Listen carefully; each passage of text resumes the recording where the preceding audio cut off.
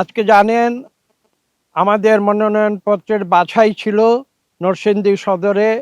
বাছাইয়ের কাজ সম্পন্ন হয়েছে। আমি জনগণের মানুষ, জনগণের সঙ্গে থাকতে পছন্দ করি এবং এই প্রত্যন্ত অঞ্চলে আমি মানুষের সঙ্গে কথা বলতে এসেছি এখানে। আমি বিশ্বাস করি আমরা রাজনীতি মানুষের জন্য করি, নিজের জন্য নয়। আমাদের দেশনেত্রী বেগম খালেদা জিয়া তিনি আমাদের ছেড়ে চলে গিয়েছেন, আমাদের একটি শিক্ষা দিয়ে গিয়েছেন, সেটা হচ্ছে এই যে রাজনীতি যদি করতে হয় তাহলে মানুষের সঙ্গে সার্বক্ষণিক যোগাযোগ রাখতে হবে এবং সেই মানুষ হবে তৃণমূলের মানুষ, যারা বঞ্চিত মানুষ, যারা সুবিধা বঞ্চিত মানুষ এবং দেশের নারী সমাজ।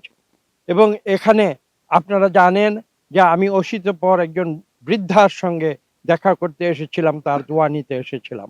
এবং আমি বিশ্বাস করি যে রাজনীতি করতে হলে মানুষের অন্তরে প্রবেশ করতে হবে, তাদের মনোজগতে প্রবেশ করতে হবে এবং তাদের কল্যাণে কাজ করতে হবে।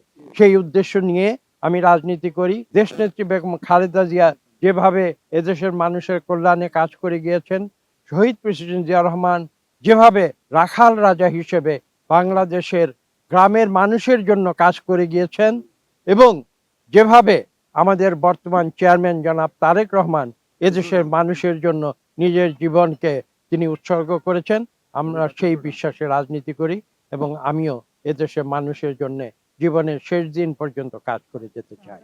যে প্রকৃতির যে নিয়ম, পৃথিবীর নিয়ম, পৃথিবীতে অত্যন্ত বিখ্যাত লোকেরা আসেন, তারা দেশের মানুষের জন্য কাজ করে যান, তারপরে প্রকৃতির নিয়মে একটি সময়ে তারা বিদায় নিয়ে চলে যান।